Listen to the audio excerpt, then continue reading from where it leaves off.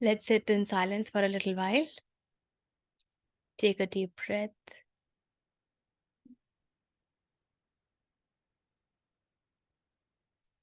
Center yourself. Get grounded.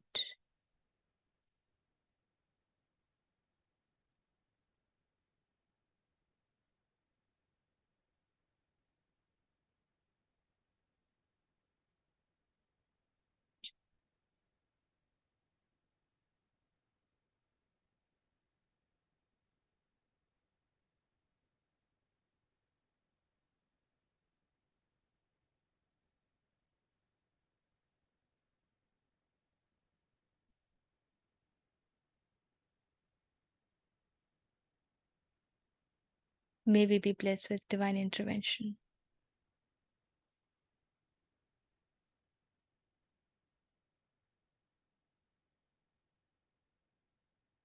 पिछली बार हमने 60 तक किया था और अभी 61 से शुरू कर रहे हैं.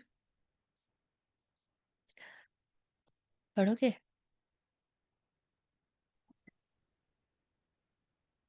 तानि सर्वाणि संयम्य युक्त आसीत मत्परः वशे हि यस्येन्द्रियाणि तस्य प्रज्ञा प्रतिष्ठिता.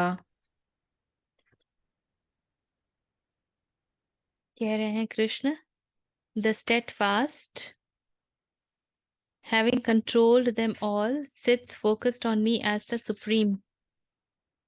His wisdom is steady, whose senses are under control.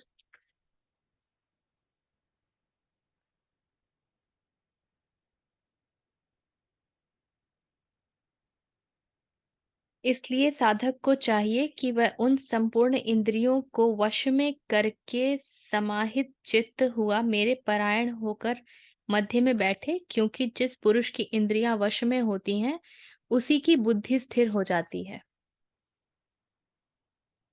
2 entities हैं, बुद्धि है और इंद्रिय है. अंतःकरण पर यदि वापस हम जाते हैं तो हमने बार-बार ये कहा है कि बुद्धि, विवेक बुद्धि का कार्य है कि वो हमें आत्मबोध की तरफ लेकर के जाए. और विवेक बुद्धि जो अपना पूरा इंग्रेडिएंट उठाती है, जो इंफॉर्मेशन उठाती है, वो उसको मिलता है मनस और चित्त से. लेकिन अहंकार अपना रोल प्ले करता है और वो बुद्धि के ऊपर आच्छादित होता है और इसलिए बुद्धि को वो दिग्भ्रमित करता है. क्योंकि अहंकार की क्या इच्छा है? अहंकार की इच्छा है कि उसको प्रोटेक्शन मिले और वो और पोषण ले और बढ़ता जाए. तो बुद्धि जो है वो ज्ञान योग का सबसे बड़ा शस्त्र होता है. ज्ञान योग is a lot about intelligence, intellect. हम विवेक बुद्धि का प्रयोग करते हैं और हम नेति नेति करते हैं, हम काटते हैं. It's about cutting. I am not this, I am not that. मैं ये नहीं हूं, मैं ये नहीं हूं. और जितना गहरा ये बोध हमारे भीतर बैठता जाता है कि मैं क्या नहीं हूं, तो उससे हम उतना आसानी से डिस्टेंट हो जाते हैं, डिटैच हो जाते हैं. We get rid of it.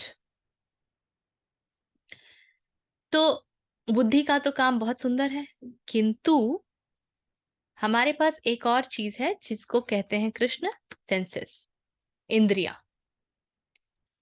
और जो इंफॉर्मेशन सारा कुछ आता है वो इंद्रियों के माध्यम से आता है.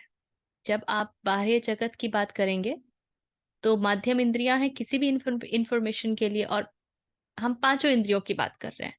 तो information is not just about the what you see, it's also about what we hear, what we taste, what we feel, and what we smell. तो देखा जाए तो जो सर्वप्रियानंद जी एक उदाहरण लेते हैं, वो कहते हैं कि बुद्धि जो है ना, वो हाथी का जो महत होता है ना, द वन हु, उसके उसकी भांति होती है. तो बुद्धि जैसे डिसाइड कर लेती है कि भाई 1 जनवरी से मेरा रेजोल्यूशन है कि मुझे हर दिन दौड़ना है. लेकिन बुद्धि ने जो डिसाइड किया वो करना किसको है? वो करना तो शरीर को है ना. और हमारी स्थिति ऐसी हो चुकी होती है कि शरीर भी बुद्धि पर भारी पड़ता है. हमने शरीर को इतना आराम दिया हुआ है, इतना हमने उसका ख़्याल रखा हुआ है कि शरीर भी बुद्धि पर भारी पड़ती है। और शरीर कहती है कि हटो, मुझे नहीं उठना, तुमने तय किया तो तुम जानो, मैं क्यों उठूँ? एक वो कहानी है जो बड़ी प्रचलित है और बड़ी मज़ेदार है कि 2 बीमारियाँ थीं, दोनों ने तय किया कि हम कहाँ जाएँ। एक जो है वो बड़े सेठ के घर चली गई, समबडी वेरी रिच, और दूसरी जो है वो एक गरीब किसान के घर चली गई। 1 महीने बाद दोनों मिले, तो जो गरीब किसान के घर गई थी वो कहती है, यार मैं तो सोच रही हूँ अब ये छोड़ा जाए ये शरीर, इस शरीर में रहने का कोई अर्थ नहीं है। क्यों, क्या हो गया? दूसरी वाली ने पूछा, अरे यार ये किसान तो रोज़ दिन सुबह उठ के चला जाता है खेतों पर, सुनता ही नहीं है मेरी। मैं उसे कहती हूँ कि तू आराम कर, तेरा शरीर अभी स्वस्थ नहीं है, उसे तो कुछ सुनाई नहीं देता। तो वो काम पे चला जाता तो मुझे मज़ा नहीं आ रहा है, मुझे कोई आराम नहीं मिल रहा है। तेरी क्या स्थिति है? तो वो कहती है कि यार मुझे तो बड़ा मज़ा आ रहा है, मैं तो अभी यहाँ रहूँगी कुछ समय। तो लाइनें लगी हुई हैं डॉक्टर की, इतनी सेवा मिल रही है, ये दवाई, वो दवाई, आराम कर रहे हैं, तो अभी तो मैं ये शरीर नहीं छोड़ने वाली। तो सेंसेस ऐसी ही होती हैं, उनको इतना भाव दे दिया है हमने कि वो बुद्धि के ऊपर बैठ कर के राज करती हैं। और इसीलिए कोई भी रेज़ोल्यूशन जहाँ पे शारीरिक क्षमता की बात आती है, वो हमारी टूटती बहुत जल्दी है।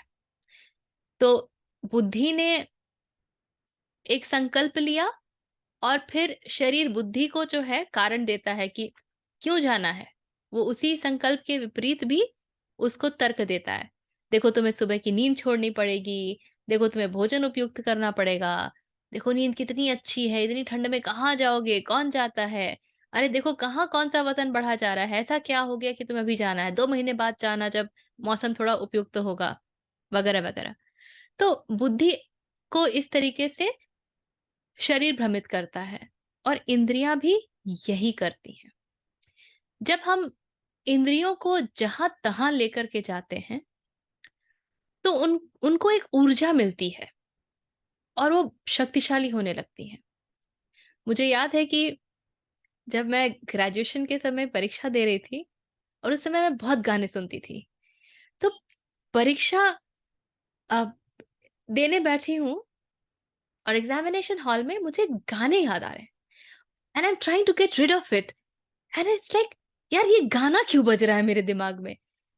एंड बीट्स बज रहे और मैं रेजिस्ट कर रही हूँ, मैं उससे छूटना चाह रही हूँ, but it's as if it has got hold of me and I could not understand what is this happening to me. तो अब समझ आता है कि वो क्या चल रहा था। सो इंद्रियों को हम जब इतनी ऊर्जा दे देते हैं, तो वो बलवती हो जाती हैं, वो बड़े बलवान हो जाती हैं और फिर वो बुद्धि के ऊपर चढ़ के नाचती हैं। इसीलिए पतंजलि हमको यम नियम देते हैं और शंकराचार्य शम दम की बात करते हैं, इंद्रियों का निग्रह, मन का निग्रह। तो हालांकि कंट्रोलिंग जैसा कुछ होता नहीं है, लेकिन और कंट्रोल अगर हम करेंगे तो वो इफेक्ट होना जरूरी है। It the pressure cooker effect will happen, the spring effect will happen, it will burst someday. लेकिन यदि आपने सोच समझ करके ये निर्णय लिया है, ये संकल्प लिया है कि आपको उस रास्ते नहीं जाना है, तो धीरे-धीरे आप पाएँगे कि उस रास्ते जाने की जो इच्छा है, जो तीव्र इच्छा है, that intense desire, that also starts to come down and slowly and gradually it vanishes. So initially जो हम हमेशा कहते हैं ना, जब फिसलता है व्यक्ति वो शुरू में ही फिसलता है। आपने कोई संकल्प लिया है, उसको आप जो टूटने की संभावना होती है वो हमेशा शुरू के समय ज़्यादा होती है। As time passes then you settle down in what you have taken as the evolution. तो शुरुआत में इसलिए समझते हुए निर्णय लेना पड़ता है कि नहीं मैं नहीं जाऊँगी, मुझे ये नहीं खाना, मुझे ये इस स्थान पर नहीं जाना, मुझे शॉपिंग नहीं करनी, मुझे ये गाने नहीं सुनने, एटसेट्रा एटसेट्रा।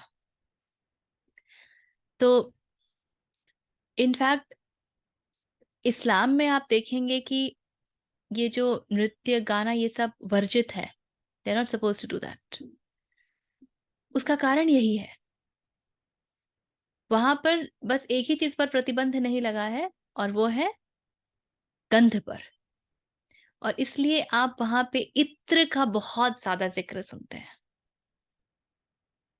इत्र इतना ज्यादा और कहीं नहीं दिखता है आपको जितना उस रीजन में दिखता है। तो कारण यही है, वो सब हर एक धर्म ने ये बात समझी है कि हम इंद्रियों के वश में कैसे फिसलते हैं, कैसे हम आ जाते हैं। और इसलिए टू बिगिन विथ तो उसको ध्यान देके कंट्रोल ही करना पड़ता है। And then slowly and gradually, when this controlling is very conscious, then it doesn't converts into pressure cooker. When this controlling is out of force, not conscious, because somebody has forced you to, then it creates a pressure cooker event. But when you have decided, इसीलिए हम ये कहते हैं ना कि जब कोई कुछ छोड़ना चाहता है तो हम ये कभी नहीं कहते कि भाई तुम 6 महीने मत सिगरेट पीना। हम कहते हैं कि तुम बस अपने आप से कहो कि मैं आज नहीं पीऊंगा। और ये हर दिन कहो कि मैं बस आज नहीं पीऊंगा, मैं बस आज नहीं पीऊंगा। और ये आज आज आज आज हफ्ते में, महीने में और साल में परिवर्तित होते जाते हैं। तो सेंसेस का इसलिए कंट्रोल में आना आवश्यक है, क्योंकि इसके बिना मन जो है वो भागता ही रहेगा। अब कृष्ण कह रहे हैं कि रीता जी, मैं एक हाँ, क्वेश्चन पूछूं क्या? एक क्वेश्चन बोलिए पूछूं? बोलिए, हाँ, पूछिए पूछिए। रीता जी, मेरे को ऐसा होता, देखिए, पहले मुझे ना गाने सुनने का बहुत शौक था। ठीक है, मतलब अभी मैं अगर सपोज कुछ काम कर रहा हूँ तो मैं गाने सुनता था। अभी सपोज मैं खाना बना रहा हूँ, मेरे को भी गाना सुनना है। तो पहले ये काम ना मैं बहुत आसानी से कर लेता था कि यहाँ पे मैं भाजी उजी कुछ ये कर रहा हूँ और यहाँ पे पीछे गाना बैकग्राउंड में चल रहा है मेरा। लेकिन अभी मैं पिछले 1-2 महीने से ऐसा हुआ, जब से मैंने आपका एक वीडियो भी सुना था, उसमें आपने बताया था कि मल्टीटास्किंग हमको नहीं करना है। ठीक है, आप एक साथ एक ही काम कीजिए। तो अभी मेरे साथ क्या हो रहा है कि मैं जब ये काम कर रहा हूँ, अगर भाजी में कुछ बना रहा हूँ तो मैं सिर्फ वही करता हूँ। ये दूसरा काम मेरे से हो ही नहीं पा रहा है, जबकि मेरे मन में बहुत इच्छा हो, मेरे को गाना सुनना है, लेकिन फिर भी मैं कर ही नहीं पा रहा हूँ। तो ये क्या, ये दोनों चीजें क्या मल्टीटास्किंग है? मतलब एक तरफ गाना भी चल रहा है, क्योंकि पहले तो ये आसानी से होता था। मैं कुछ काम भी ऑफिस में बैठ के कर रहा हूँ ना, तभी मैं बैकग्राउंड में गाना चलता था, पता नहीं मैं गाना सुन रहा था या काम कर रहा था उस वक्त।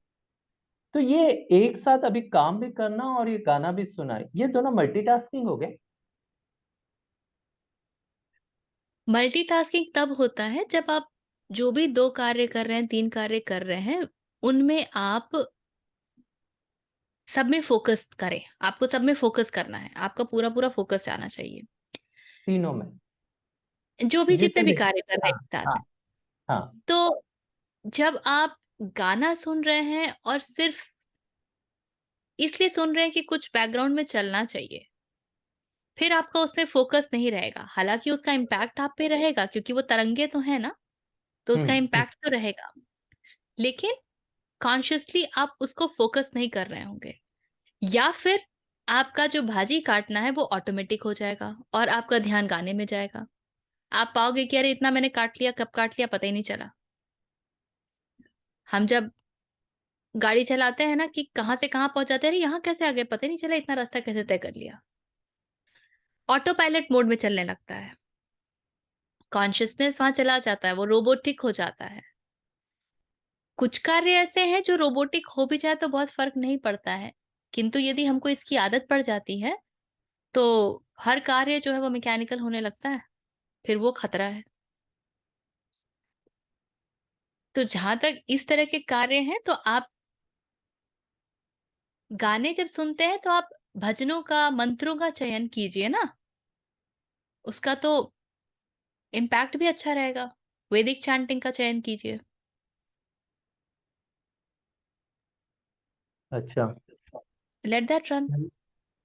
ओके। नहीं, बीच में वो गाने, सिर्फ गाने का तभी ये एक अलग सा एक मजा आता है जब बहुत सारी चीजें ना, अच्छा लगता है।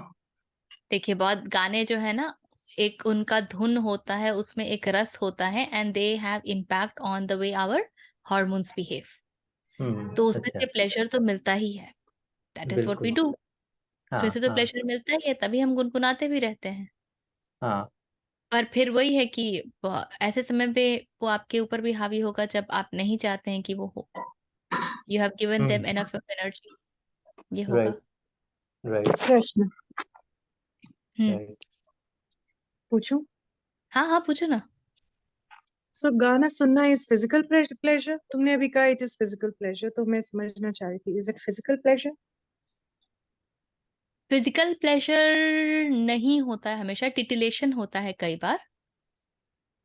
तो हाँ, how would you physical define both physical pleasure and titillation? If you could help me differentiate please. Physical pleasure ही है। Titillation is physical pleasure, pleasure of sensory perceptions, तो वो है। पर गानों में भी एक उत्कृष्टता होती है। अब आप किस तरह के गाने सुन रहे हैं उसके ऊपर निर्भर करेगा। और यहीं पर जो हमारे शास्त्रीय संगीत है उनका रोल आता है। दे आर उत्कृष्टता की परिभाषा? That which takes you towards immersion and bhakti, वो उत्कृष्ट है। ओके। जब हम अध्यात्म की बात करते हैं तो वही उत्कृष्ट है जो आपको ईश्वर की तरफ, आत्मन की तरफ ले जा सकता है। शेष सब कुछ अविद्या की कैटेगरी में आता है।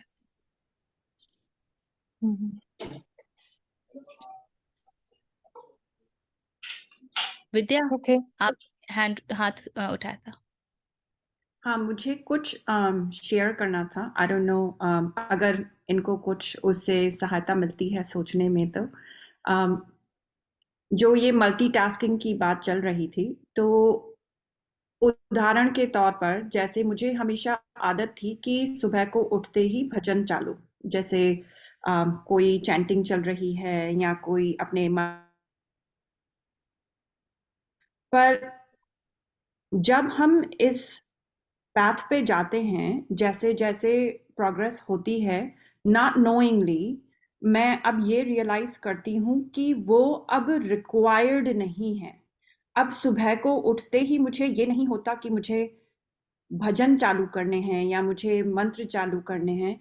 इवन इसमें भी ऐसा होता है कि मुझे सिर्फ एक शांति चाहिए, लाइक मुझे कोई साउंड नहीं चाहिए, मुझे कुछ भी समय आप अपने अंतर्मन में होते हैं, उस समय आप अपने समझो इंटरनल आपका ध्यान चल रहा है, या आपकी प्रेयर्स चल रही हैं, या आपका मंत्र चल रहा है, आप जो कुछ भी कर रहे हैं, अब वो जो बैकग्राउंड की जो होती है ना, जो नीड होती है, वो धीरे धीरे it's not even, you don't even feel that craving, like जैसे उठते ही ऑटोमेटिकली हमने चालू किया, धीरे धीरे वो भी एक गुम सा हो जाता है। तो ये मेरा एक्सपीरियंस रहा है। और आप जो बात कर रहे हैं वो उससे ही इंटररिलेटेड हो कि धीरे धीरे क्या हमसे छूट जाता है, और वो हम सोचकर भी नहीं करते, वो इट जस्ट हैपेंस। वो कोई इंटेंशन से नहीं होता है, वो सिर्फ आपको पता भी नहीं चलेगा कि आप कब वहां पहुंच गए, और आप you look back and then you say oh I used to do this, I don't do this anymore. Correct. ये होता है और ये मेरे साथ भी हुआ है। एक समय में मैं बहुत गाना गाती थी। अभी पता नहीं कितने समय से नहीं गाया, और गाने की इच्छा भी नहीं होती है। याद ही नहीं आता है कि गाना भी गाना है या गा सकते हैं। ऐसा नहीं है कि नहीं गा सकते हैं, किंतु याद ही नहीं रहता है। So when you start to move towards internal peace, then ये जितने एक्सटर्नल आपके जो चीजें होती हैं ना, जो हम ढूंढते हैं, so that we lose ourselves in that will reduce in some way. ये सब कुछ जो है वो एक विधि है, और विधि विधि तक ही सीमित रहे तो उत्तम है। जब विधि कंडीशनिंग बनने लगती है, संस्कार बनने लगते हैं, तो दिक्कत होती है। ये विधियों के लिमिटेशन है। विधि का काम है हमें कॉन्शियस कराना। कुछ लोगों को माला जपने के लिए दिया जाता है, और वो माला जो है वो उनकी आइडेंटिटी बन जाती है कि मैं तो रोज इतना जपता हूं। वो विधि है। मन को 75,000 चीजों से खींच करके एक पर एकाग्र करने की। पहले मन वहां तक तो आए, उसके बाद तो फिर वो अपने आप को समेटेगा। पिछले सत्र में हमने देखा था कि कछुए की भांति समेटे, है ना। तो वो तो फिर बाद में होता है, पर पहले वहां तक तो मन आए। तो इसलिए विधियों का अपना उपयोग है, किंतु विधियां ही ना सर्वोपरि हो जाएं, ये कॉन्शियसनेस जरूरी है। I was listening to one talk of Sarva Priyananda ji and he was saying that सभी मार्ग विवेकानंद कहते हैं कि आवश्यक है एक साथ। वो ये नहीं कहते हैं कि सिर्फ ज्ञान या सिर्फ भक्ति या सिर्फ कर्म या सिर्फ राजयोग। नो, क्योंकि हर एक मार्ग की भी एक लिमिटेशन है। और यदि आप सिर्फ एक मार्गी हो जाते हैं तो जैसे जो सिर्फ ज्ञान मार्गी होता है उसमें अहंकार आगे देखने को बहुत मिलता है, उसको तो लगता है उसे सब समझ में आता है। जो सिर्फ भक्ति मार्गी होता है और ज्ञान छोड़ देता है तो उसमें सुपरस्टिशन आपको दिखेगा। जो कर्म योग में चला जाता है तो शुरुआत तो कर्म योग में वहीं से होती है कि मुझे अपने आप को कर्म जो है वो अकर्म की स्थिति से निकले, not from the center of I-ness. It should allow the I-ness to get dissolved. लेकिन धीरे धीरे वो उल्टा ही काम करता है। वो I-ness और बढ़ जाता है कि मैंने कार्य किया, मेरे द्वारा कार्य हुआ, बचता ही नहीं है। एंड सिमिलरली इन मेडिटेशन मुझे इतने सारे एक्सपीरियंसेस हो रहे हैं। इसलिए वो कहते हैं, विवेकानंद कहते हैं कि आपको सब पर चलना होगा। आप किसी को, और जितना मैंने जाना है ज्ञान और भक्ति को तो हमने सदा ही साथ देखा है। सदा ज्ञान बिना भक्ति के आपको डिसॉल्व नहीं होने देता है, एक स्तर पे वो जा करके अटका देता है। नेति नेति करते करते स्थिति जब आती है कि भाई जो नेति नेति करने वाला है उसको कैसे खत्म करोगे, तब भक्ति बड़ी सहायक होती है। चाहे शुरुआत भक्ति से कर लो, चाहे उसके पश्चात भक्ति में चले जाओ।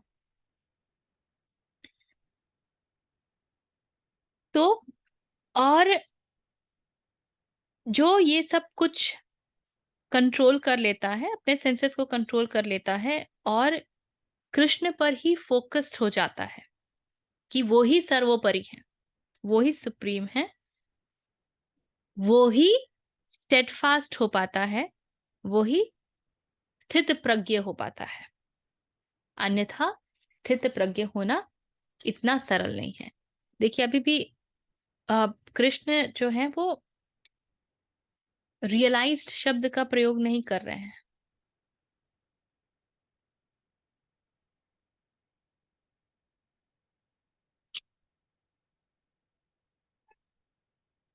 कहते हैं उसी की बुद्धि स्थिर हो जाती है। अभी बुद्धि की स्थिरता की बात हो रही है और मजेदार बात यह है कि बुद्धि की स्थिरता बनी रहे, ये एक बड़ी बात होती है। बुद्धि की स्थिरता आई और फिर कुछ क्षण बाद खो गई, हमारे अनुभव में ये ज्यादा होता है। वो स्थिरता बनी रहे ये आवश्यक है और इसीलिए इंद्रियों के ऊपर शुरुआत में तो खास करके बड़ा ध्यान देना पड़ता है। ऑल्सो नो दिस दैट जब हम ये पाते हैं कि अब हम इंद्रियों के द्वारा चालित नहीं हैं, क्योंकि इंद्रियों के ऊपर हमने विजय प्राप्त कर ली है, उनको वश में कर लिया है, जिस भी तरीके से आप देखना चाहें, तो भी प्लीज नो कि उनके कुछ अवशेष हमारे भीतर संस्कार रूप में रहते हैं, वो बिल्कुल खत्म नहीं होते। They take time to go. So अभी वो अभिव्यक्त होने की मांग नहीं कर रहे हैं, उतनी ऊर्जा उनमें नहीं बची है, किंतु इसका अर्थ ये बिल्कुल नहीं है कि वो पूरी तरीके से समाप्त हो गए हैं। और इसीलिए ये पूरे तरीके से समापन रियलाइज्ड व्यक्ति में ही होता है, जो आत्मन में स्थित हो गया वही होता है। अन्यथा इंद्रियां पूरे तरीके से समाप्त नहीं होती, इंद्रियों के संस्कार पूरे तरीके से समाप्त नहीं होते हैं। और इसीलिए कई सारे जो धर्म है वो इजाजत देते हैं कुछ भी करने की उसी को जो वहां स्थिर हो, आत्मन में स्थिर हो। अन्यथा शेष सबके लिए डिसिप्लिन होता ही होता है, नियम कायदे कानून ये सब होता ही होता है। ठीक है। 62। ध्यायतो विषयान् पुंसः सङ्गस्तेषूपजायते सङ्गात् सञ्जायते कामः कामात् क्रोधोऽभिजायते।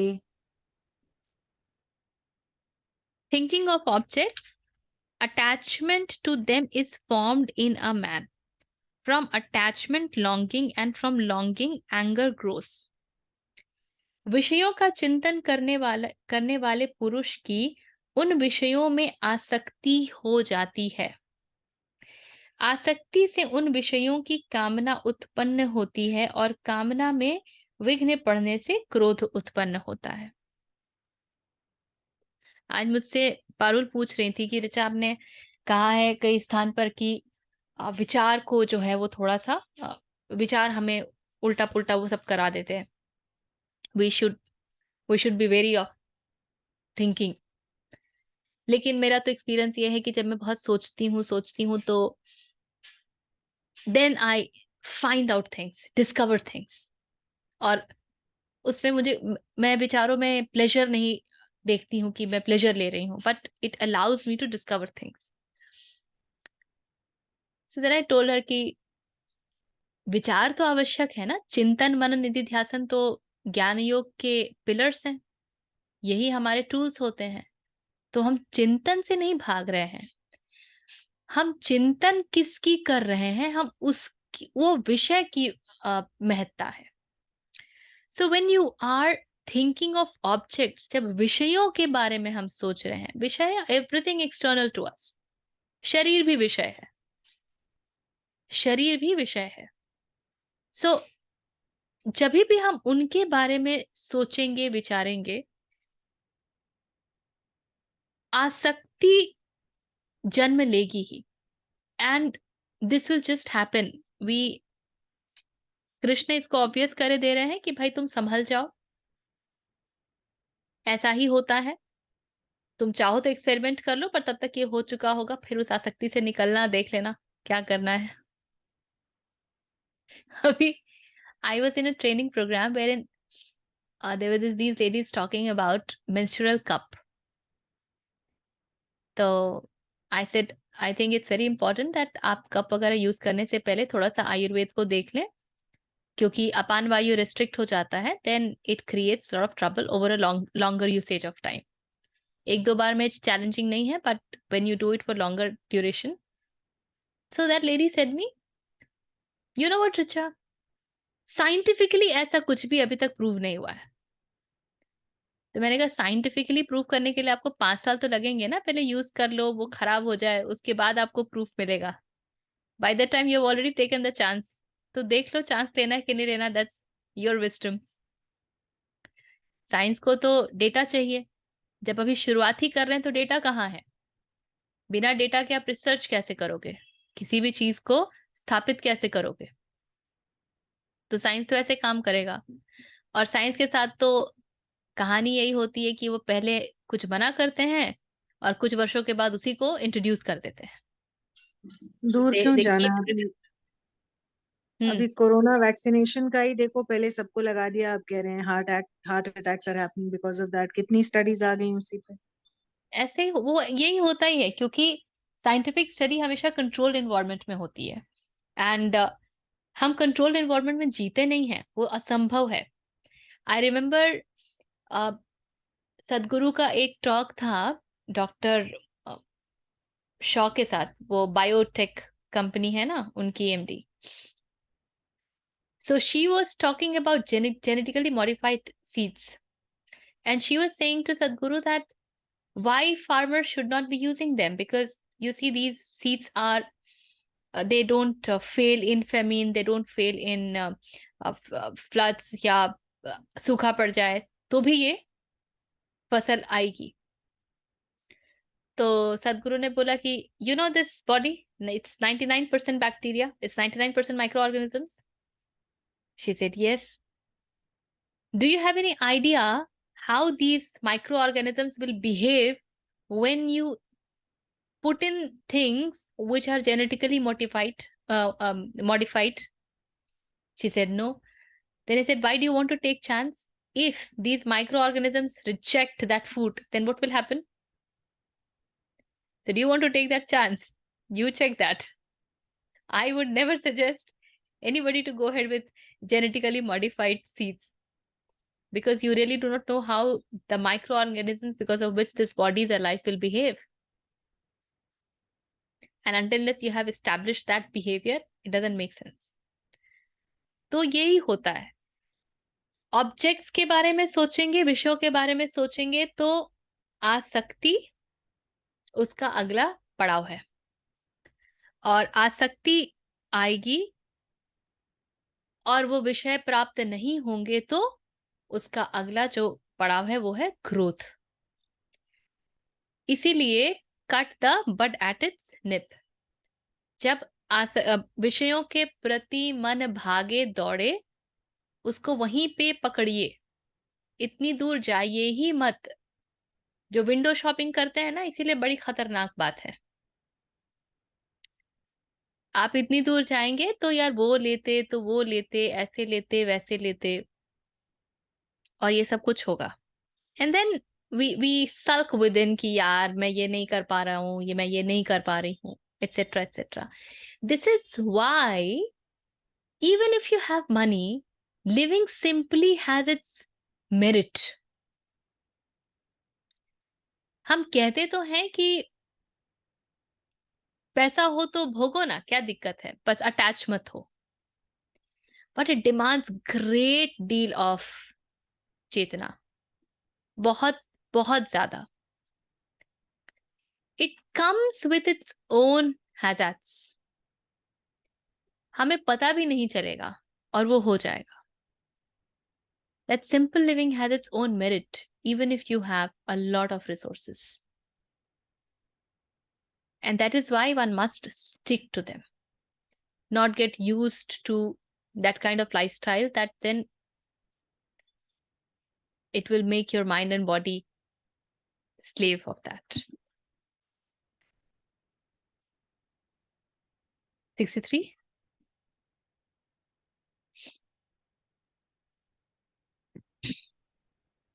क्रोधात् भवति सम्मोहः, सम्मोहात् स्मृतिविभ्रमः, स्मृतिभ्रंशात् बुद्धिनाशो, बुद्धिनाशात् प्रणश्यति. From anger comes delusion, and from delusion loss of memory. Loss of memory comes From loss of memory comes the ruin of discrimination, and from the ruin of discrimination he perishes. The thinking of objects, attachment, and then anger, 3 चीजें हो गई. और यहाँ पर उसके बाद आ गया delusion, फिर loss of memory, ruin of discrimination, and then one perishes. 8 चीजें हो गई ना. जैसे अष्टांग योग है, so these are 8 things of falling down. क्रोध जब आएगा तो उसका जो नतीजा है, उसका जो प्रतिफल है वो है भ्रमित हो जाना. क्रोध से भ्रम आएगा.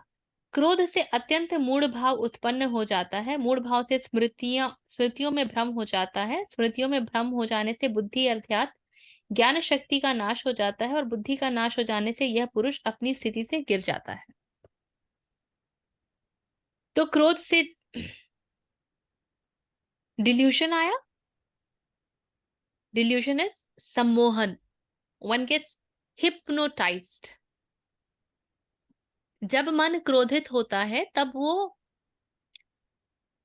कई सारी बातों को नहीं देख पाता है. और ये हम सबने अनुभव किया है कि क्रोध के बाद हमें लगता है कि यार ठीक ही तो था, बेकार ही क्रोधित हुए, थोड़ा सा ध्यान देते तो ये पक्ष भी उजागर हो जाता.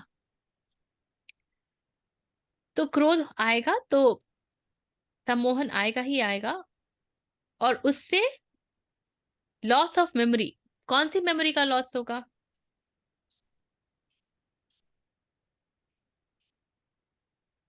It is not that our everyday memory will be lost.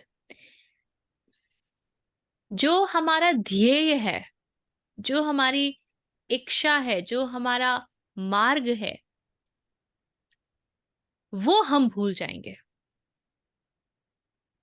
यदि आपका मार्ग स्थित प्रज्ञ होना है, आप वो भूल जाएंगे। यदि आपका मार्ग आत्मन में स्थित होना है, आपका वो ध्येय है, आप वो भूल जाएंगे। So loss of memory is not about forgetting everything. I will not forget who my parents are, who my siblings are, etc., etc.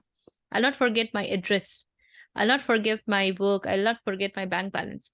But I'll certainly forget the higher purpose. I'll certainly forget the higher purpose. The moment you forget the higher purpose, then comes the ruin of discrimination. Now, you will not be able to use a Vivek Buddhi properly. The work of intellect that will get, जैसे चाकू की धार जो बहुत तेज है, वो धार ही एकदम खत्म हो गई है। अभी जो विवेक बुद्धि मुझे बता देती थी कि क्या उचित है, क्या अनुचित है, वो उचित अनुचित ही नहीं बता पा रहे, क्योंकि उचित अनुचित बता पाने का आधार क्या था? आधार था कि मुझे किस दिशा जाना है, क्या प्रिय है और क्या उचित है। तो वो आधार ही खत्म हो गया, तो डिस्क्रिमिनेशन तो चला ही जाएगा। और जैसे ही डिस्क्रिमिनेशन गया, वैसे ही पतन निश्चित है। From the ruin of discrimination he perishes.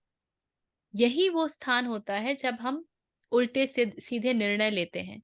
यही वो स्थान होता है जब हम हर वो सारे कार्य करते हैं जो विषयों की आसक्ति से निकल करके आते हैं, जो आई सेंटर से निकल के आते हैं, जहां हम ये भूल जाते हैं कि हमारा यहाँ होने का असली कार्य क्या है, हम हैं ही यहाँ पर क्यों, वो सब हम भूल जाते हैं, और इसलिए हमारा पतन हो जाता है। We fall down.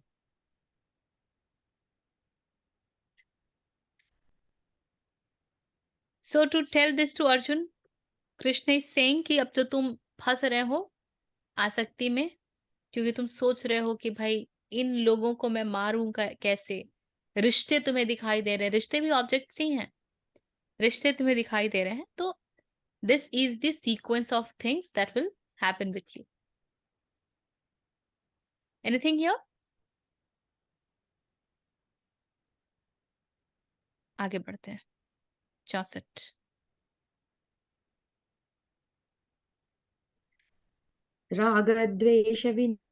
वियुक्तैस्तु विषयानिन्द्रियश्चरन् आत्मविषयैर्विधेयात्मा प्रसादमधिगच्छति। But the self-controlled man, moving among objects with senses under restraint and free from attraction and aversion, attains to tranquility.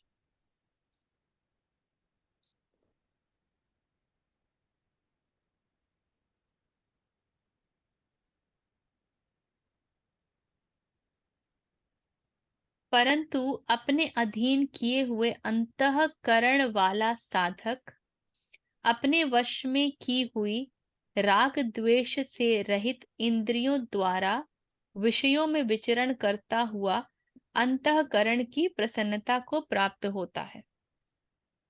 जो प्रसादम है, इसके अलग अलग अर्थ दिए गए हैं। यहाँ ट्रैंक्विलिटी बोल रहे हैं, वहां पे प्रसन्नता बोल रहे हैं।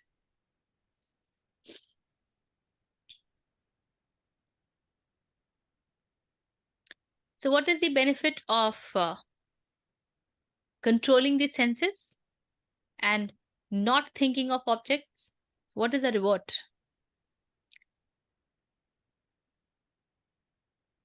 So Krishna says कि वो व्यक्ति जिसने अपनी इंद्रियों को वश में कर लिया है, और वो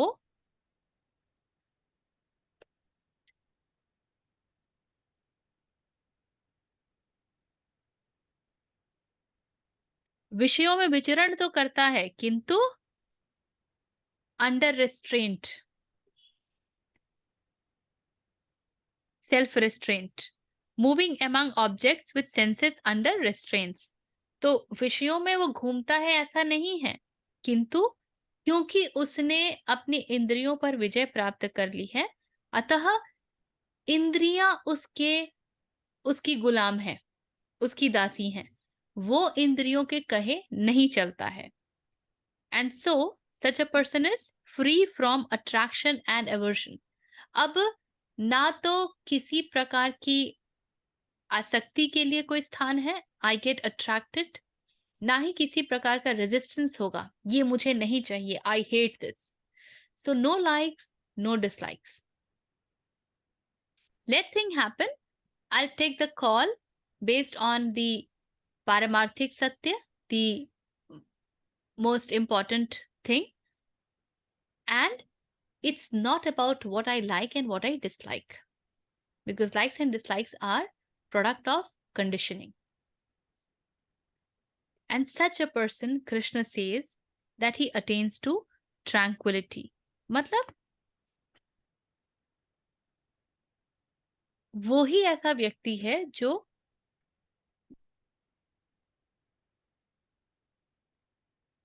आनंद की तरफ बढ़ पाता है, या जिससे आनंद प्राप्त हो पाता है। यहाँ प्रसन्नता कह रहे हैं प्रसाद को, जैसे ईश्वर का प्रसाद है ना, हम प्रसाद को कितनी मान्यता देते हैं, क्यों? क्योंकि उसमें ईश्वर तत्व है।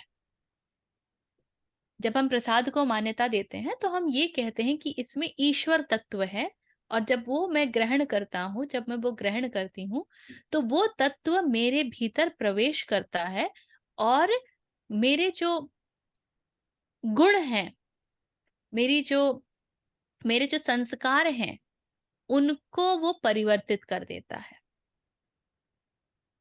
बेसिकली हम प्रसाद इसीलिए खाते हैं। ये अलग बात है कि हम इसको इस तरीके से हम इसको अभिव्यक्त नहीं करते हैं, but the point is this, प्रसाद ले लो क्योंकि अब जहां पे ट्रांजैक्शन होता है भगवान के साथ, तो वहां पे prasad will help you to get the transaction done.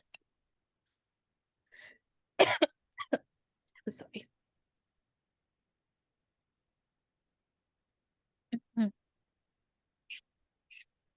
तो प्रसाद खा लो क्योंकि तुम्हारी ये इच्छा की पूर्ति होगी, किंतु जो असली प्रसाद है वो आपको आपकी इंद्रियों से, विषयों से, संस्कारों से मुक्ति दिलाता है।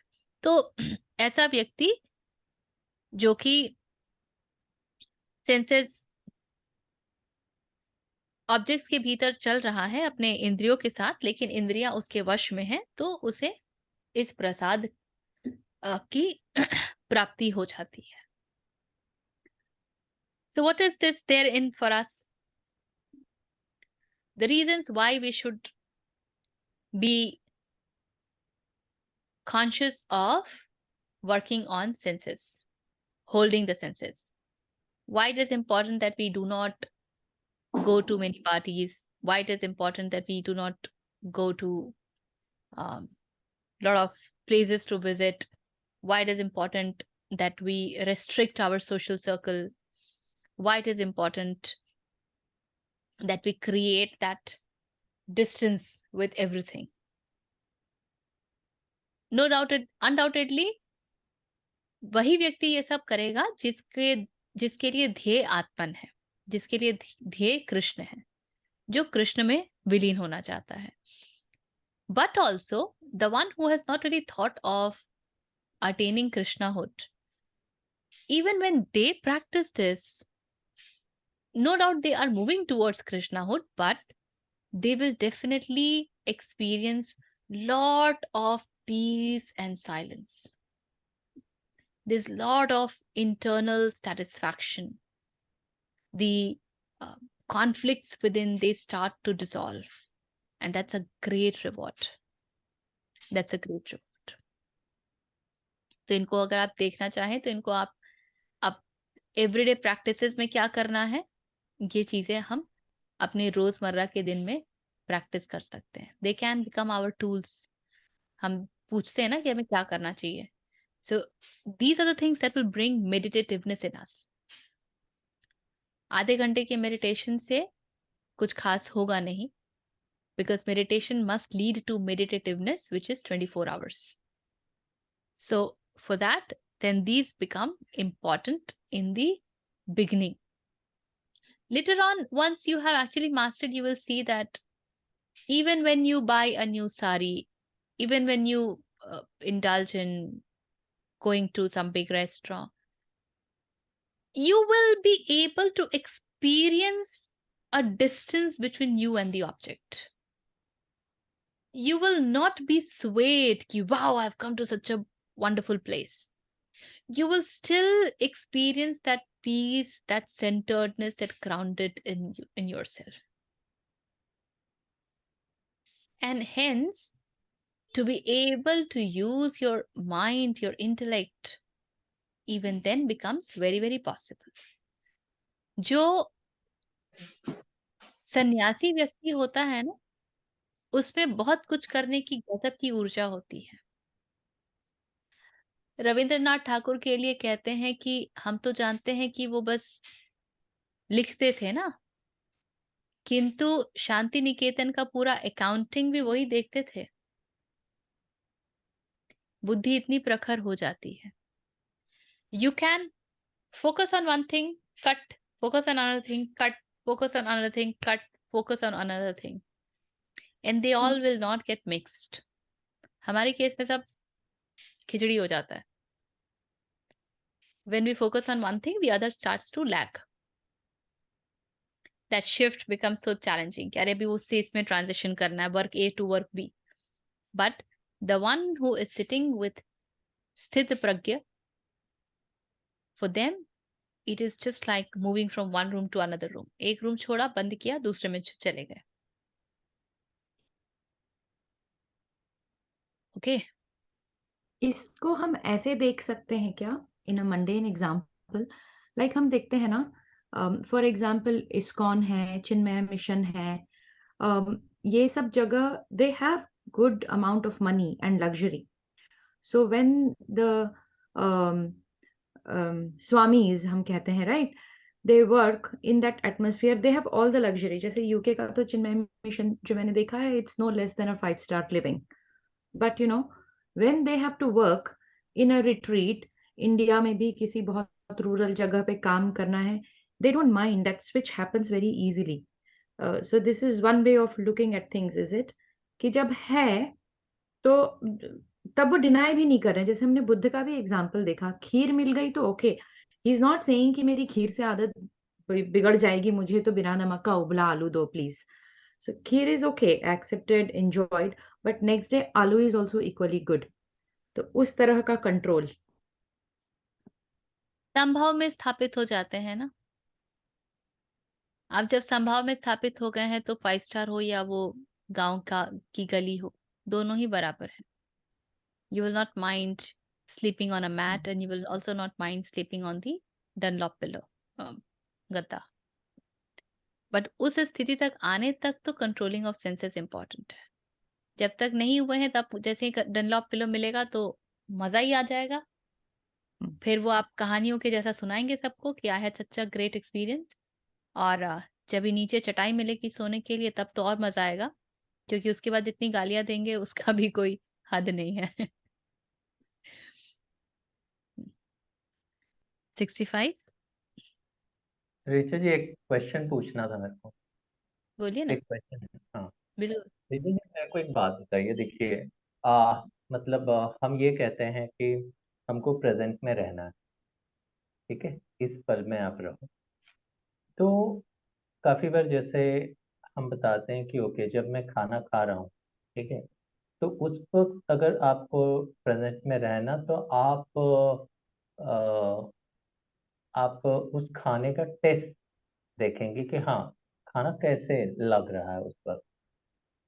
अब अगर मैं ये नया नया हूँ, पहले तो मैं खाना खा रहा था लेकिन मेरे को आइडिया नहीं था, मैं खाना सिर्फ ऐसे ही मैकेनिकली खा रहा हूँ। आपने एक चीज बताया था कि हाँ, जब आप खाना खा रहे हैं, आप जितनी बार खाने को चबा चबा कर खाएंगे, उससे भी आपका जो ये देह भाव होता है ये कम कम होने को लगता है। ठीक है। अभी जब भी मैं खाना खा रहा हूँ, अब मेरे को टेस्ट करना है उस खाने को, मैं उस चीज पे कंसंट्रेट कर रहा हूँ कि हाँ, अगर मैं खाना खाते वक्त अगर मैंने टेस्ट पे कंसंट्रेट किया तो मैं इस पल रहूंगा, क्योंकि अगर मैं उस चीज पे कंसंट्रेट नहीं कर रहा हूँ तो मेरे दिमाग में इतने सारे ख्याल आ रहे हैं कि वो मेरे को यहाँ वहाँ घुमा देते हैं, मेरे लिए इजी नहीं होता है, राइट, उस पल वहां पे रहना। तो मैं जब भी अभी खाना खा रहा हूँ और मैं जानता हूँ कि अभी मैं अगर टेस्ट पे कंसंट्रेट करूंगा तो मैं उस पल में रहूंगा और मेरा दिमाग इधर उधर नहीं भागेगा फिर।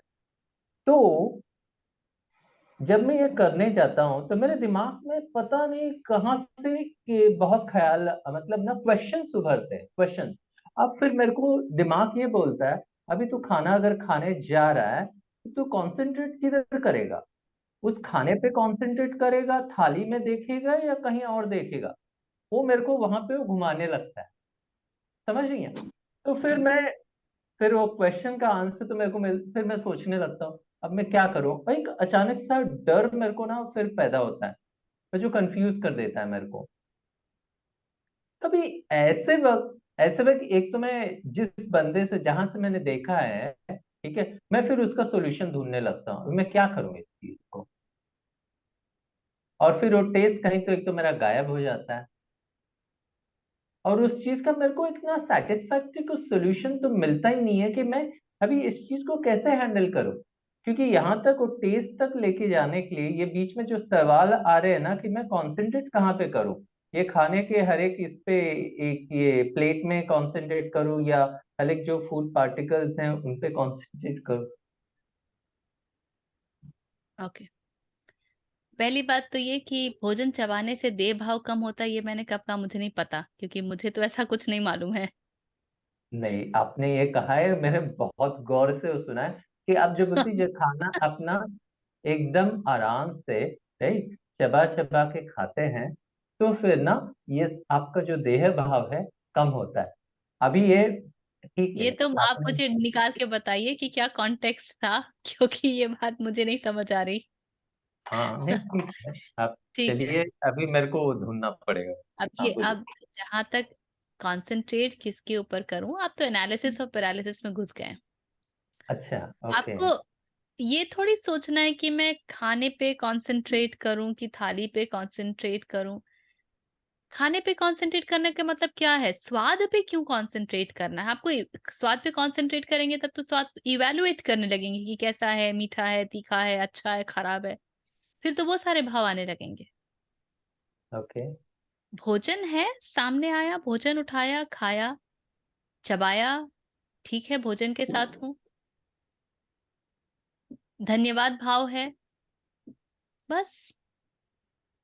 इसमें इतनी एनालिसिस की आवश्यकता कहाँ आ गई? इतने प्रश्न उठ रहे हैं, इसका मतलब भोजन के साथ तो आप कतई नहीं है। जो कर रहे हैं उसके साथ तो आप कतई नहीं है। तभी ना इतने नहीं प्रश्नों के लिए स्थान बन गया, अन्यथा नहीं, स्थान कैसे बनता? जैसे आप बोलती है ना, ये जो पांच सेंसेस है हमारे, जैसे स्मेल हो गया, टेस्ट हो गया, तो खाना खाते हो मैं टेस्ट पे अगर ध्यान दे रहा हूँ, मतलब हाँ, खाना कैसे, टेस्ट कैसा फील हो रहा है, तो आपको ये उसके ऊपर मतलब, ध्यान नहीं देना है।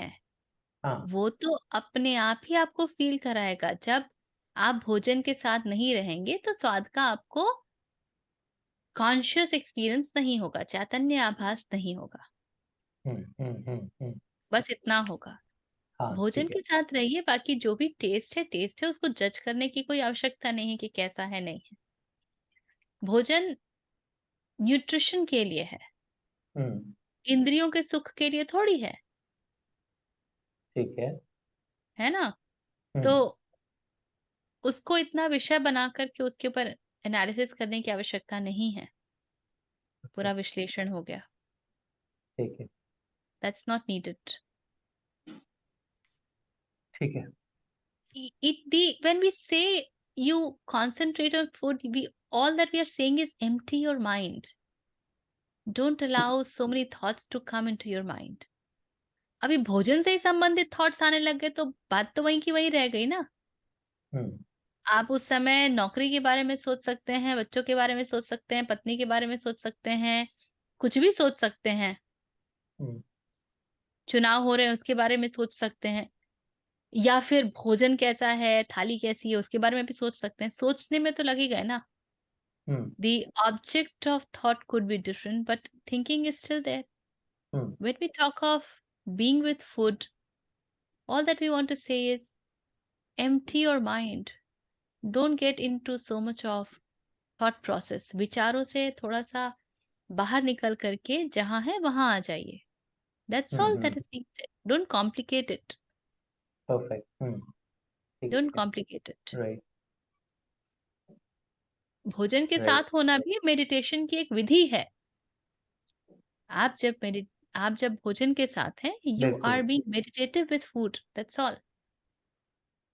और कुछ नहीं है।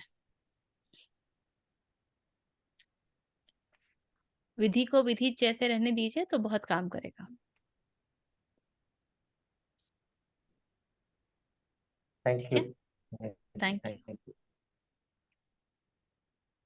प्रसादे सर्वदुःखानां हानिरस्योपजायते प्रसन्नचेतसो ह्याशु बुद्धिः पर्यवतिष्ठते।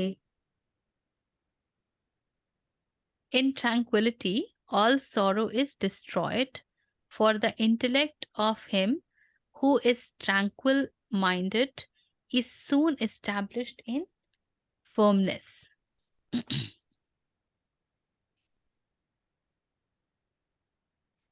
अंतःकरण की प्रसन्नता होने पर इसके संपूर्ण दुखों का अभाव हो जाता है और उस प्रसन्न चित्त वाले कर्म योगी की बुद्धि शीघ्र ही सब ओर से हटकर एक परमात्मा में ही भली भांति स्थिर हो जाती है।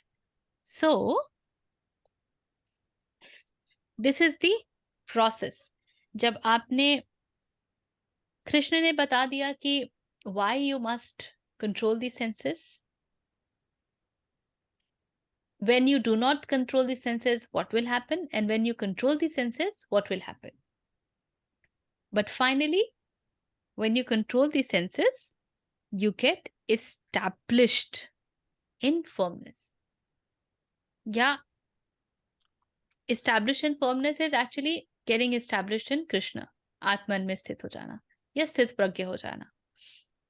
तो जब आप प्रसाद में होते हैं, उस प्रसन्नता में होते हैं, ट्रैंक्विलिटी में होते हैं, उस शांत भाव में होते हैं, तो सभी दुखों का नाश हो जाता है। क्यों? क्योंकि ट्रैंक्विलिटी कब हो रही है? जब अट्रैक्शन नहीं है, वर्शन नहीं है, लाइक्स नहीं है, डिसलाइक्स नहीं है। जब लाइक्स और डिसलाइक्स ही नहीं रहे तो दुख कैसे रहेगा? दुख तो तब होते हैं ना जब चीजें जो हमारे पसंद की होती हैं वो हमें नहीं मिलता, और वो चीजें होती हैं जो हमें पसंद ना हो। दुख तो तब मिलता है, तब हमारे लिए दुख होता है। अब तो हमारे पास ना किसी प्रकार का कोई पसंद बचा है, ना कोई नापसंद बचा है, तो दुख कैसे हो जाएगा? तो दुख का स्वयं ही विनाश हो जाता है। आपको दुख के विनाश करने की आवश्यकता नहीं है। बुद्ध यही कहते हैं ना कि life is sorrow,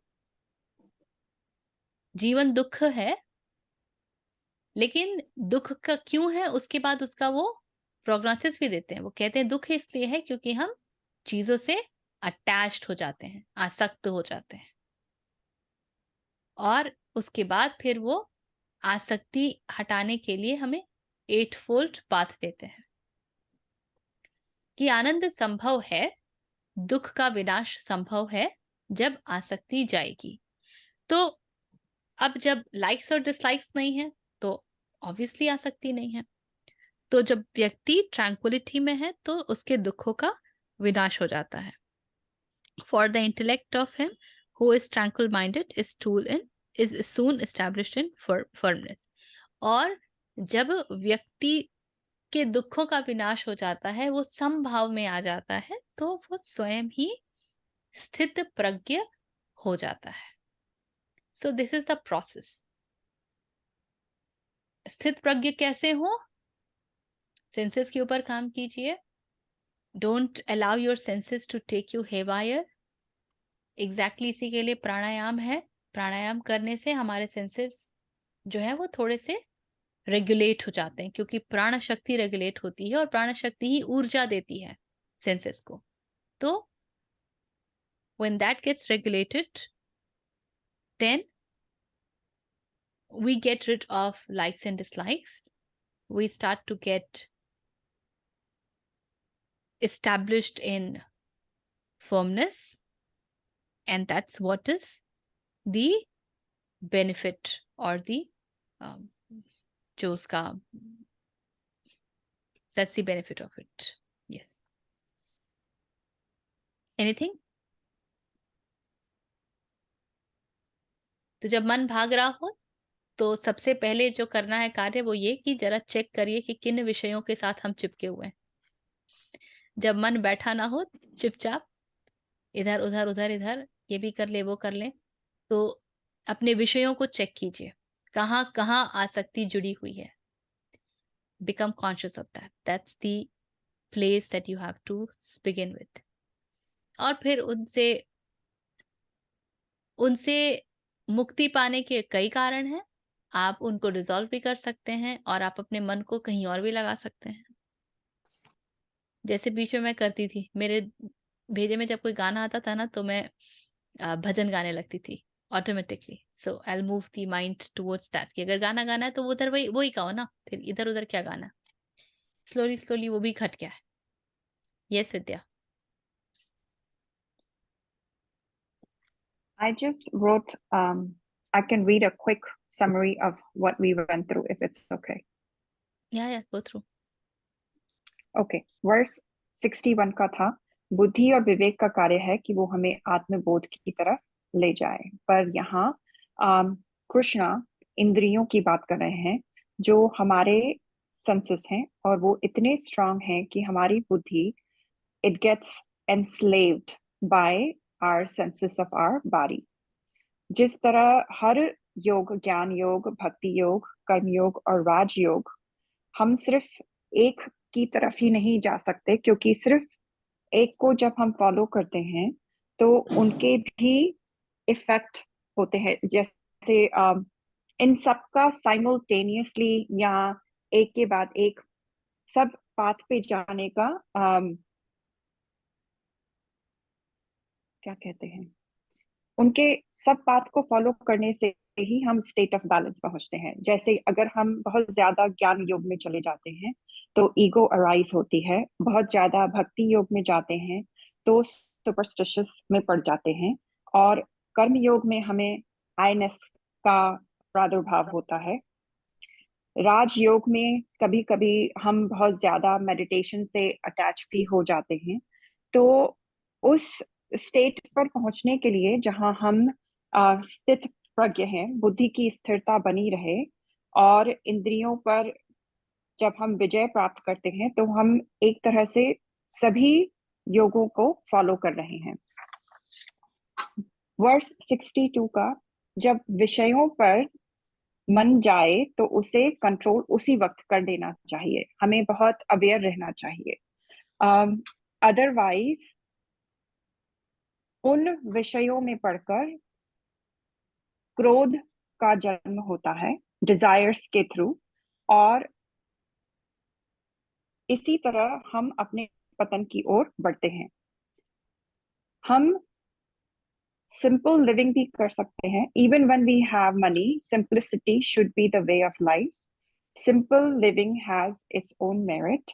Your mind and body can get enslaved to your desires if we keep running after our desires. That was verse 62. Verse 63, क्रोध जब डिजायर से उत्कृष्ट होता है, उत्कृष्ट है या उत्कृष्ट, आई थिंक उत्कृष्ट ही वर्ड होता है, तब वह क्रोध हमारी स्मृति, like why we are here, that जब इसको नष्ट कर लेता desire है। से उत्पन्न क्रोध होता है, उत्कृष्ट उत्पन्न उत्पन्न उत्पन्न उत, उत, उत्पन्न होता है, तब वह क्रोध हमारी स्मृति को भी नष्ट कर लेता है। हमारी बुद्धि इंटेलिजेंस का नाश होता है और हम सांसारिक भोग की तरफ जाते हैं और पतन की तरफ चले जाते हैं। वर्स 64, पर जो राग और द्वेष, अटैचमेंट और डिटैचमेंट से परे है, जो इंद्रियों के अधीन नहीं है, such person is liberated, free and attains भगवान की कृपा का जो प्रसाद है उन्हें प्राप्त होता है। वो परम तत्व से जुड़ जाता है। जिसके लिए ध्येय कृष्णा है, वो परम तत्व है, वो उन्हें प्राप्त करते हैं। As a result of this, you come to a state of peace and calm. You don't get excited on things. You don't get super sad on things that bother you. You become स्थित प्रज्ञ, समभाव में स्थित हो जाते हैं।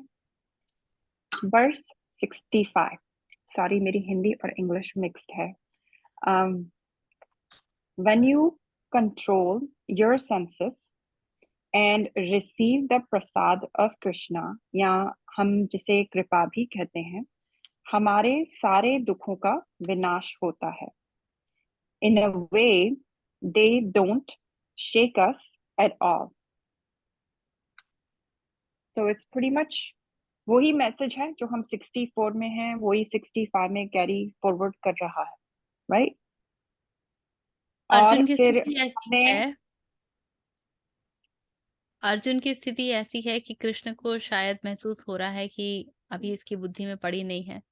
Probably he is taking cue from the body language of Arjun, and so the need of explaining it even more is high, and so that's what he is doing. हम लोग भी this अर्जुन is से where we कहा can, yeah, sorry, भूलने में तो हम बिल्कुल माहिर होते हैं ना। हाँ, तो वही स्थिति को हम जैसे पर्सनल लाइफ में समझें तो जब हम बड़े एंशियस होते हैं, हम इसको रिलेट भी कर सकते हैं। किसी को किसी चीज का विचार करके हमें अगर एंजाइटी होती है या ये सब होता है, so we can even use it towards that too, because we are letting our senses play the role. We are getting just swept away by that. Absolutely. कोई भी एंजाइटी जो है ना वो हमेशा विचार के कारण होती है। This will happen, so this will happen, so this will happen, so this will happen. जब आज जो स्थिति है वो हमने कल्पना नहीं किया था, तो आगे हम क्यों कल्पना कर रहे हैं? पर मनुष्य के भीतर इतनी इनसिक्योरिटी होती है, असुरक्षा का भाव इतना ज्यादा होता है कि वो कैलकुलेट करना चाहता है और वो इंश्योर करना चाहता है कि कुछ भी भविष्य में ऊपर नीचे ना हो। और ये सोच सोच करके वह चिंतित होता रहता है।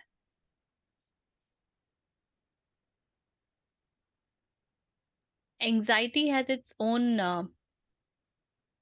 मैं ट्रेनिंग के लिए जाती थी और जब स्ट्रेस और एंजाइटी की बात होती थी ना, तो when people would ask me, Richa, what time the training will finish? So I used to ask him, why do you want to know?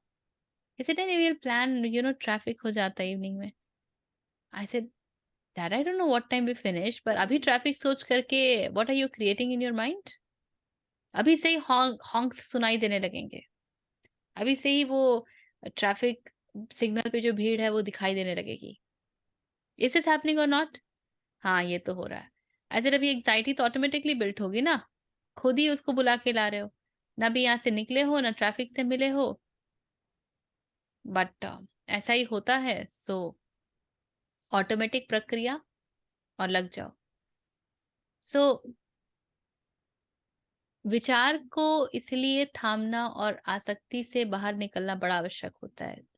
Surrender का इसीलिए हम हर बार कहते हैं, मैं भी अभी उस चीज से गुजर ही रही हूँ। I am also working on that and I keep questioning me कि किधर गया सरेंडर, किधर गया surrender.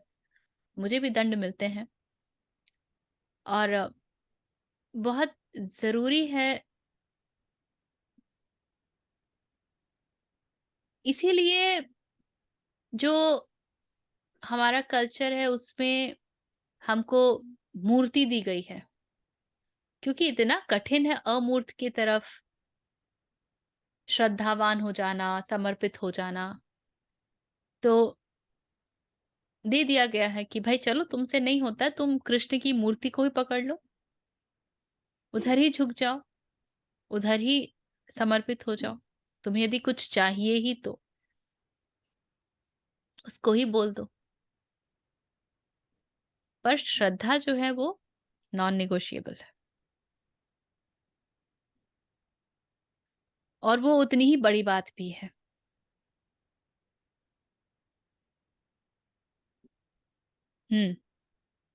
Shall we stop here?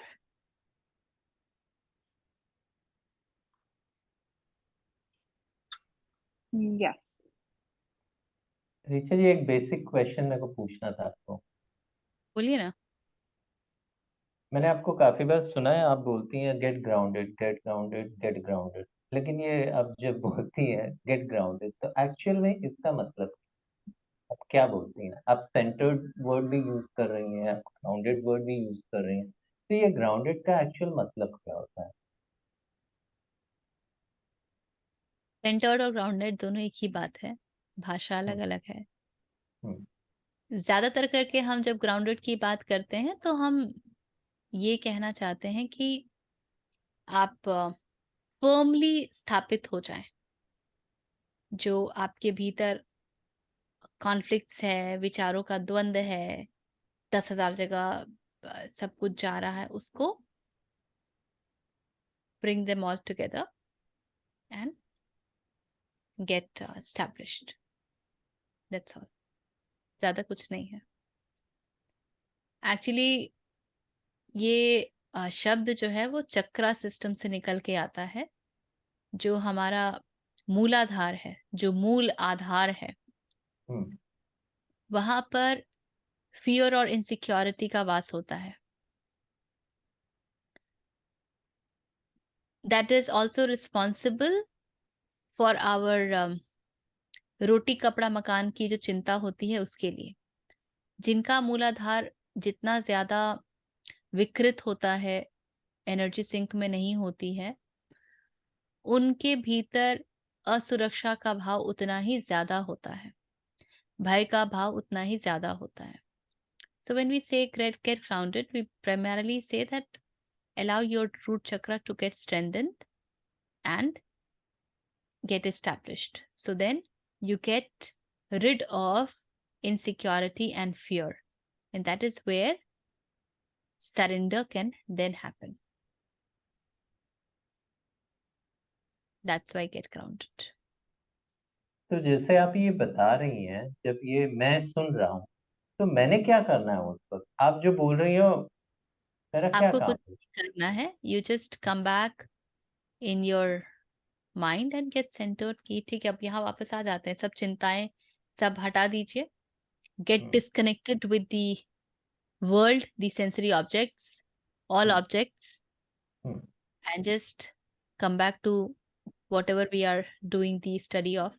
स्वाध्याय में आ जाइए। ओके, That's all, इतना ही करना होता है। ठीक है, प्रेजेंट में आ हम जब जाइए। कहीं भी जाते हैं ना तो हम अपने साथ में बहुत सारे बंडल लेके जाते हैं, हमारे बैग में बड़े सारे प्रश्न होते हैं, हम्म, बहुत कुछ ये होता है।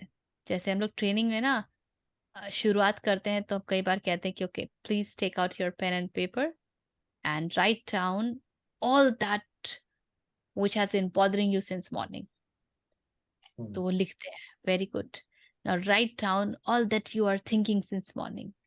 वो लिखते हैं, वेरी गुड। फिर हम कहते हैं इसको जरा कागज को पकड़ो, मोड़ो और डस्टबिन में फेंको।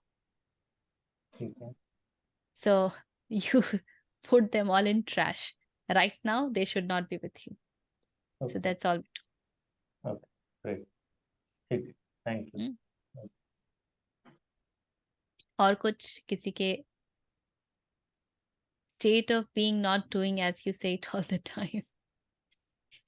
ह्यूमन बीइंग होकर के बीइंग में ही सबसे बड़ा प्रॉब्लम होता है हमारे लिए.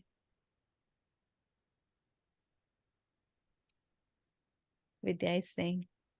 Okay, anything else? Komal ji, आपको अपने प्रश्न के उत्तर मिले थे? ठीक है, चलिए, let's sit straight, take a deep breath. If you know, you can chant along with. ॐ पूर्णमदः पूर्णमिदं पूर्णात् पूर्णमुदच्यते पूर्णस्य पूर्णमादाय पूर्णमेवावशिष्यते. ॐ शान्ति शान्ति शान्तिः.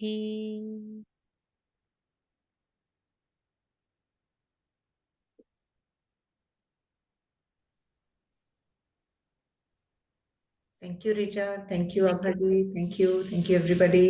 And very nicely summarized by Vidya Ramaji. Thank you so much. Thank you.